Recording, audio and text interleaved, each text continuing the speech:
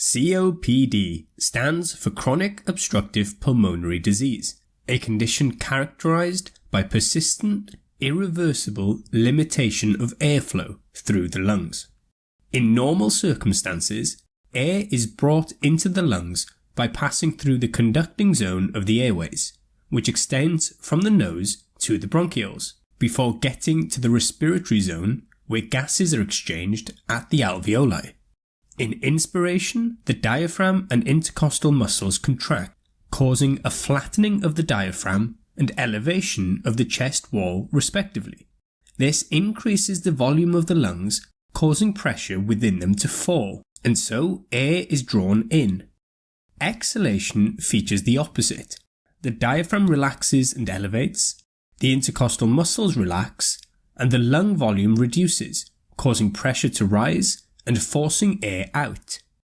In COPD, there is limitation to this airflow, which happens mostly as a result of two main mechanisms. The first is loss of elastic recoil, and the second is narrowing of the airways. A big driver for both of these is inflammation, which is generated within the lungs as a result of exposure to inhaled toxins, most commonly cigarette smoking.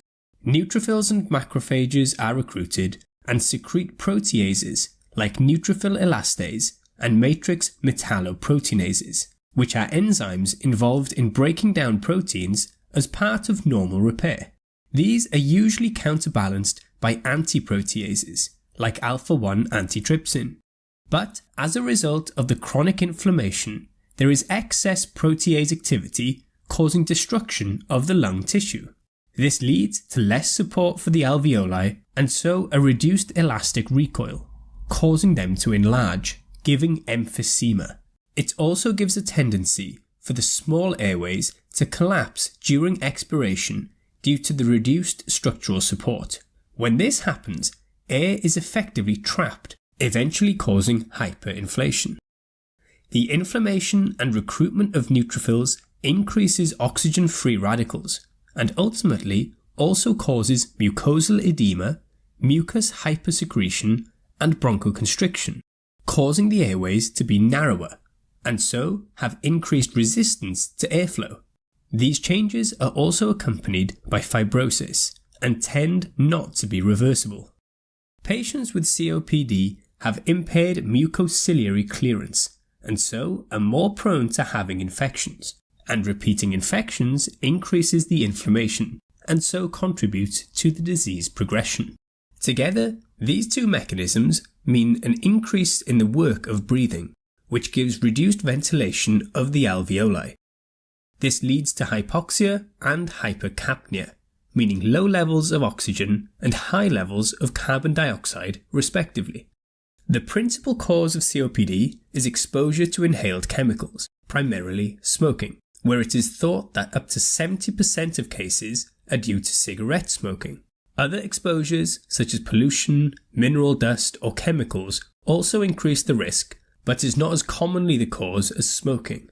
Genetics are also a cause, with many genetic variants showing increased likelihood of developing COPD, but in particular to remember is alpha-1 antitrypsin deficiency, again leading to a relative excess of protease activity.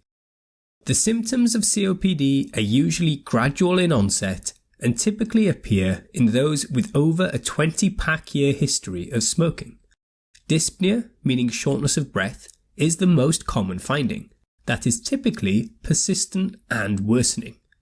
Initially getting worse with exercise, but as the disease progresses, it may even be present at rest. A cough is also common, which may be productive or non-productive, although 30% of patients do present with a chronic productive cough.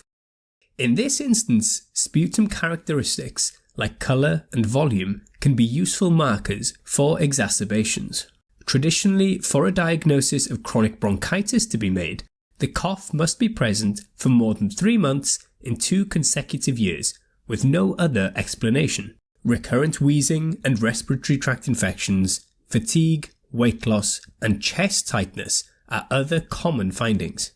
A classic description of the two main phenotypes in COPD is the blue bloaters and pink puffers to describe chronic bronchitis and emphysema.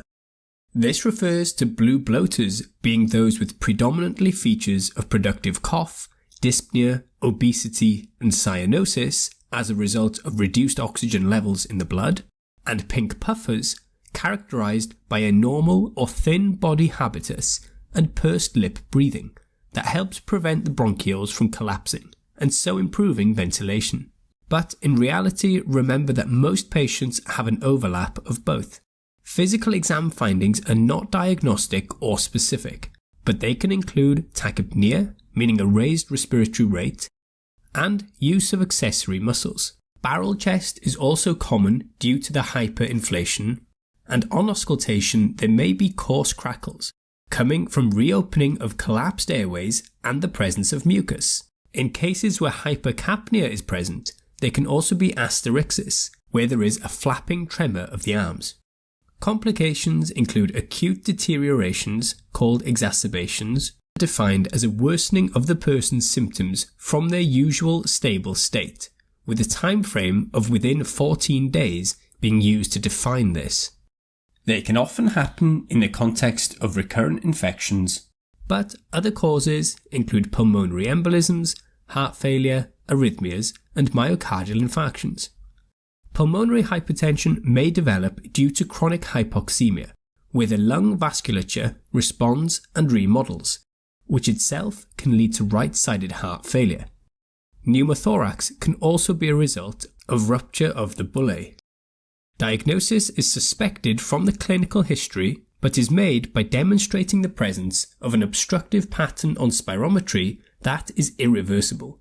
The Global Initiative for COPD, known as GOLD, criteria include a post-bronchodilator forced expiratory volume in 1 second to forced vital capacity ratio of less than 0.7. The FEV1 can also be used to indicate the severity of obstruction, with more than 80% of predicted value being the mildest form, while less than 30% indicates very severe COPD. The COPD assessment test, known as the CAT score, can be used to assess symptom severity. The number of exacerbations in the past can help produce future exacerbation risk. Based on these two features, patients are divided into GOLD Group A, B, or E. Group A reflects low symptom burden, so a CAT score less than 10, and 1 or less moderate exacerbations per year.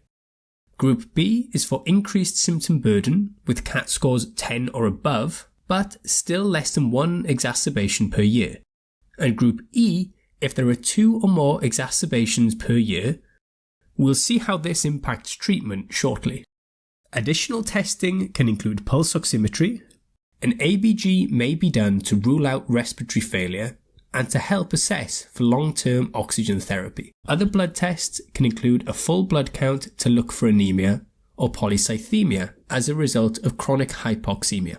Chest X-ray is not diagnostic, but features an increased anterior-posterior ratio, large intercostal spaces, and a flattened diaphragm, which are suggestive of COPD.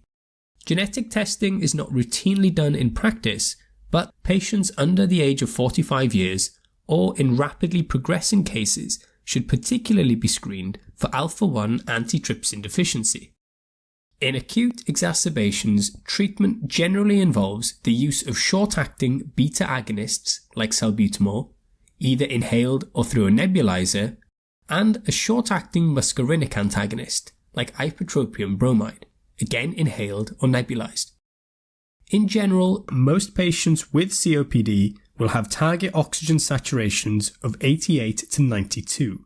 This is because excess oxygen may suppress the drive for ventilation and precipitate hypercapnia and type 2 respiratory failure.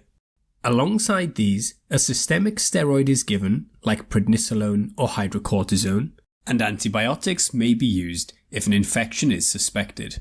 Ventilation may be required in some cases, especially type 2 respiratory failure, where non-invasive ventilation may be used.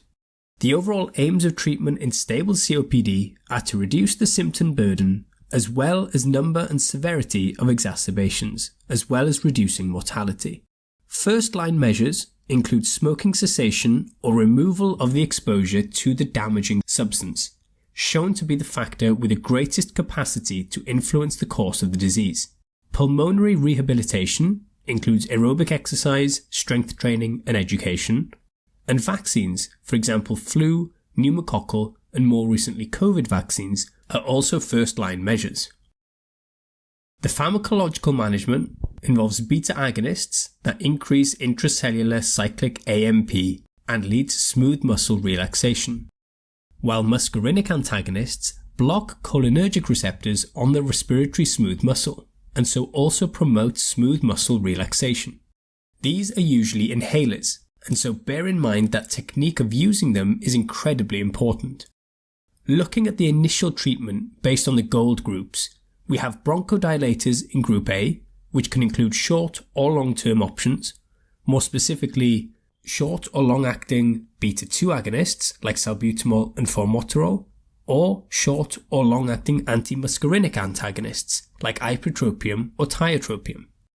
Long-acting agents are more commonly used, but short-acting therapy should be available to all patients for immediate relief. Group B instead typically have a combination of long-acting muscarinic antagonists and long-acting beta agonists, but may have monotherapy, while Group E usually have a combination of LAMA and LABA. Inhaled corticosteroids are not generally encouraged, but may be added if the eosinophil count is above 300 cells per microliter initially or above 100 on follow-up. A history of asthma or multiple severe exacerbations are also indications. Remember that these are gold recommendations, and practice in different countries may vary from this.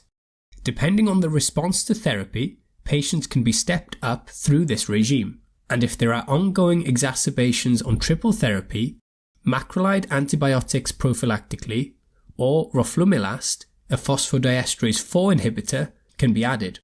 It prevents the breakdown of cyclic AMP and can be added if the FEV1 is less than 50%.